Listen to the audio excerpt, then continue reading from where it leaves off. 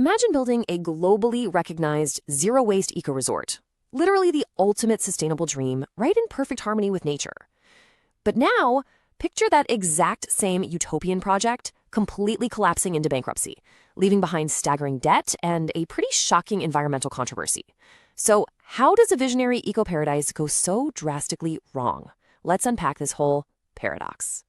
Welcome to The Explainer. Today we're looking at Stedsans in the woods, when sustainability meets harsh reality. Okay, so the original vision here was pure serenity. Back in 2016, Danish founders Flemming Hansen and Mette Helbæk, who were actually already heavyweights in the Copenhagen culinary scene, decided to take their food philosophy completely off the grid. They snagged this beautiful 250-acre oasis deep in the Holland region of Sweden. The goal was to create a sort of real-life lab for discovering better ways to eat, live, and just connect with nature. So we're not just talking about a restaurant. This was meant to be a full-blown, holistic, ecological retreat. And the Stedsans experience was incredibly immersive. If you visited, you'd stay in one of 14 minimalist cabins, just scattered across this gorgeous landscape. The entire operation was totally off-grid and carbon neutral. We're talking regenerative permaculture farming, composting toilets, and showers that ran on recycled lake water. Oh, and absolutely no Wi-Fi by design.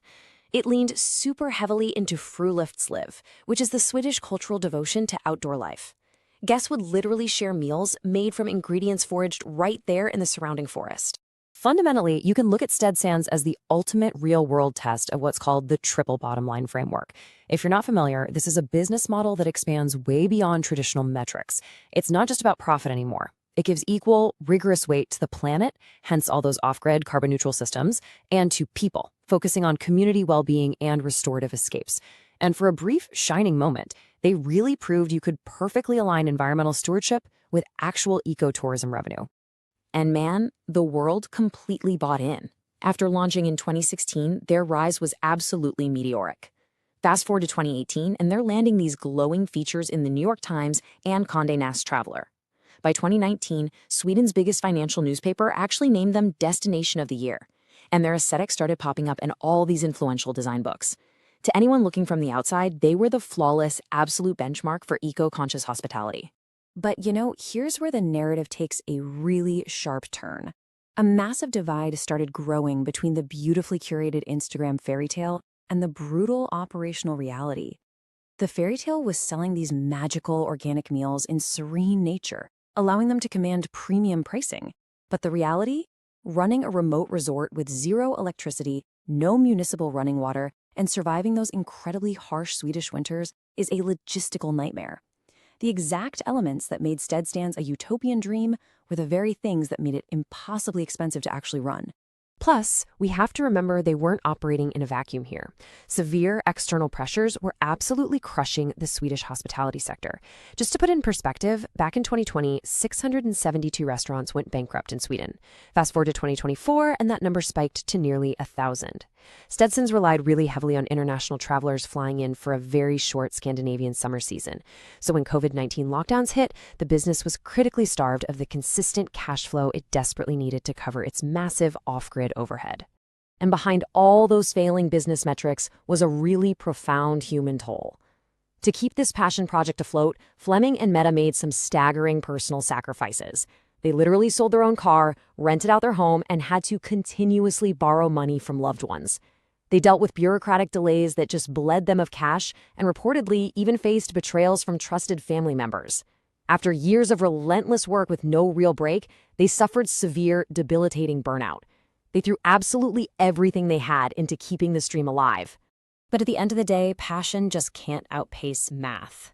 In March 2025, Stedsans in the Woods officially declared bankruptcy. They had racked up massive debts to Swedish authorities, a lot of it tied to pandemic-era taxes, reportedly hitting 6 million Swedish krona. That is a huge financial hole to dig out of. Despite some really frantic final attempts to secure investors, Swedish insolvency law forced them to halt their operations entirely. And unfortunately, the closure was anything but serene. The end of Stedsans was actually shrouded in a pretty shocking public controversy. According to reports, the couple fled the property, leaving behind 158 barrels of untreated human waste. Now, this detail is absolutely crucial because it highlights a really tragic disconnect. When the money runs out, idealistic off-grid systems don't just gently pause. They can break down spectacularly, sometimes leaving behind the exact kind of environmental mess they were built to prevent. So what are we supposed to take away from all this? Why does the rise and fall of Stedsans actually matter? Well, we really do have to acknowledge their legacy.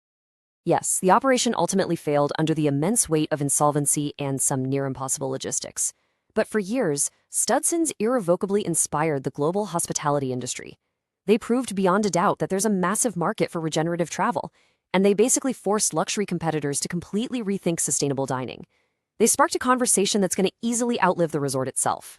Which leaves us with one really vital question to ponder today. Looking at the whole story of Stedsans in the Woods, we have to ask ourselves, can true, uncompromising sustainability, the kind that relies on zero waste and pure harmony with nature, ever be reliably and financially viable on a large scale? Or, in our current economic system, is this level of ecological purity just destined to remain a beautiful but ultimately unsustainable passion project? Thank you so much for joining me for this explainer. Keep questioning, keep learning, and I'll catch you next time.